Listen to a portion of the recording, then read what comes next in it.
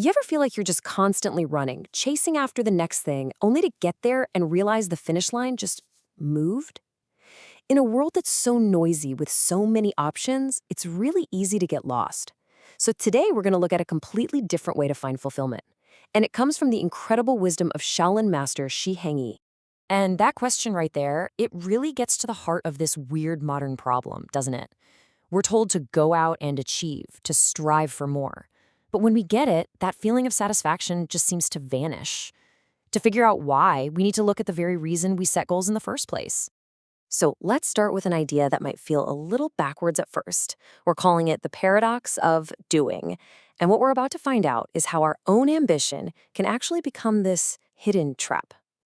Okay, this idea is a game changer. According to Shi Hengyi, a lot of our constant doing, our hustling, our striving, it actually comes from this deep down feeling that we're not quite enough right now. It's like we're always trying to add something to ourselves to finally feel whole. And this slide, it just lays it out so clearly. You've got the doing mindset on one side. That's all about building this external identity, with job titles, achievements, what you own. But then you have being.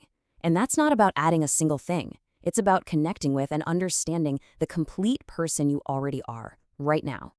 This quote just hits the nail on the head. Our constant need to do something is often just a symptom, a reaction to feeling like something's missing inside. And if that's true, it means our ambition might be pointing us in the complete wrong direction. So if our ambition is secretly a trap, how does that actually show up in our daily lives? Well, that brings us to our second big idea, which has this incredible metaphor: don't touch the water. This is all about how we lose our focus and just drain our energy every single day. In Buddhist philosophy, they talk about these 5 hindrances that mess with our minds. But really, you can boil all of that down to 2 incredibly basic reactions that we all have all the time: a push and a pull. And it's just this constant, exhausting cycle, right? First, there's the pull. We see something we want, a promotion, a nice car, even just a compliment, and we use up all this energy trying to pull it toward us.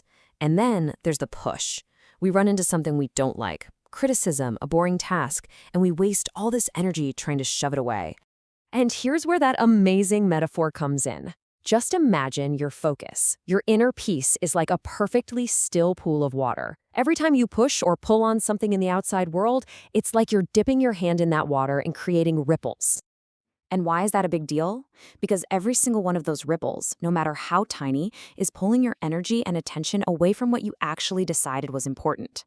You end up spending your whole life just reacting to things instead of choosing your actions. Okay, so if we're not supposed to touch the water, what are we supposed to do? Well, the answer is kind of surprising, and it brings us to our third section, the Valley of Pain. Now, I know that sounds intense, but it's actually this really powerful way to build resilience by intentionally working with discomfort. Get this, the actual definition of Shaolin Kung Fu gives us the biggest clue. It literally translates to walking through the Valley of Pain. It's not about running from hardship, it's about seeing difficulty as the path itself, something you have to walk through on purpose. That changes everything. So what does this actually look like? It means you consciously choose to enter uncomfortable situations. Maybe it's a brutal workout or having that difficult conversation you've been avoiding. The trick is to stay with that discomfort, to practice inside of it until it doesn't have the same power over you. You're literally changing your relationship with pain. But, and this is so important, let's be super clear about one thing. This is not about becoming numb. It's not about turning into some emotionless robot. That's a huge mistake people make. The real goal is way more skillful than that. This is what you're aiming for. You develop this kind of inner observer. You can feel the pain, you can acknowledge it's there, but it doesn't automatically make you react. You can just look at it and say, yup, I feel that. And it's okay. It doesn't mean I have to change course. Now that is real freedom. And this is where it all comes together.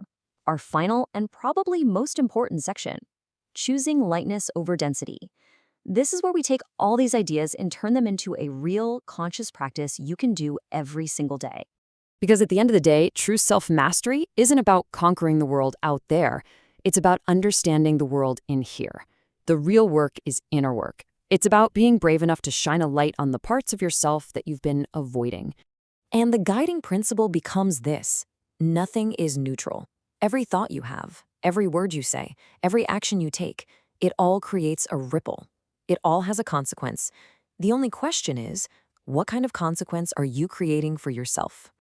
So let's make this really personal. I want you to just take a second right now. Think back over the last 7 days. What was the flavor, the overall feeling of your week? Was it mostly one of density? You know that feeling? Pressure, burden, a sense of limitation or conflict? Or was it one of lightness, a feeling of freedom, of joy, of being liberated? Be honest, because your answer tells you everything you need to know about the inner patterns you're running on autopilot. And that brings us to one last powerful piece of truth. If you want your life to be different, truly different, you can't get there by holding on to the same old patterns. Real change doesn't come from adding more stuff. It comes from having the courage to let go. So the question I'll leave you with is this: what are you willing to let go of to find that lightness?